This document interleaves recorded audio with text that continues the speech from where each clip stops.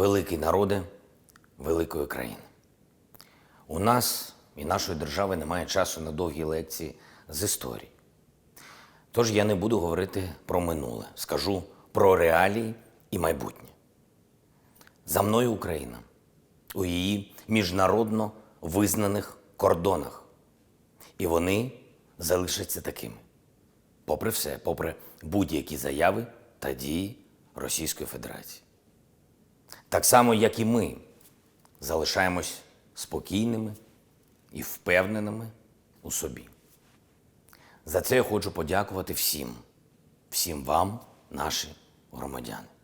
Ви вкотре доводите, українці розумна і мудра нація. І попри все зберігає холодну голову, реагує спокійно, виважено, по-дорослому. Ми давно і до всього готові. Але причин для вашої безсонної ночі немає. Сьогодні ввечері ми провели засідання Ради національної безпеки і оборони України. Україна однозначно кваліфікує останні дії Російської Федерації як порушення суверенітету та територіальної цілісності нашої держави. Вся відповідальність за наслідки в зв'язку зі згаданими рішеннями покладається на політичне керівництво Росії. Визнання незалежності окупованих районів Донецької та Луганської областей може означати односторонній вихід Росії з Мінських домовленостей та ігнорування рішень в рамках Нормандії. Це підриває мирні зусилля та руйнує наявні переговорні формати. Сьогоднішнім та завтрашніми можливими рішеннями Росія легалізує свої війська, які фактично перебували в окупованих районах Донбасу з 2014 року. Країна, яка 8 років підтримує війну, не може підтримувати мир, як вона це заявляє. Я обговорив ситуацію із президентом Франції Еммануелем Макроном, канцлером Німеччини Шольцем, президентом США Байденом, прем'єр-міністром Британії Борисом Джонсоном. А також говорив з президентом Європейської ради Шарлем Мішелем. І ще планую говорити із президентом Туреччини Реджепом Ердоганом. Що буде відбуватися далі? Ми хочемо миру, та ми послідовні у своїх діях. Сьогодні Міністерство закордонних справ України направило державам-членам Ради безпеки ООН запит на основі Будапештського меморандуму з вимогою негайно провести консультації. Я ініціював скликання засідання Ради безпеки ООН, проведення спеціального засідання ОБСЄ. Ми наполягаємо на повноцінній роботі СММ ОБСЄ для запобігання провокаціям та подальшій ескалації.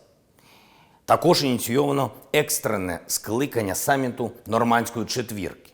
Від наших партнерів ми очікуємо чітких і дієвих кроків підтримки. Дуже важливо побачити зараз, хто наш справжній друг і партнер, а хто продовжить лякати Російську Федерацію словами. Ми віддані політико-дипломатичному врегулюванню і не піддаємось на будь-які провокації. Наші кордони надійно захищені, створено систему територіальної оборони, наші партнери нас підтримують. Відповідно до статті 51 Статуту ООН, Україна залишає за собою право на індивідуальну і колективну самооборону. Ми добре розрізняємо провокації та наступ військ-агресора. За нами правда.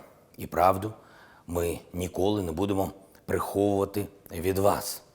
Як тільки ми побачимо зміну ситуації, як тільки ми побачимо зростання ризиків, ви будете про все це знати. Зараз немає жодних причин для хаотичних дій. Зробимо все, щоб так і було надалі. Ми віддані мирному і дипломатичному шляху. І будемо йти ним і тільки ним. Ми на своїй землі. Ми нічого і нікого не боїмось. Ми нічого і нікому не винні. І ми нічого і нікому не віддамо. І ми в цьому впевнені. Бо зараз не лютий 2014 року, а лютий 2022. Інша країна, інша армія, одна мета – це мир. Мир в Україні. Слава Україні!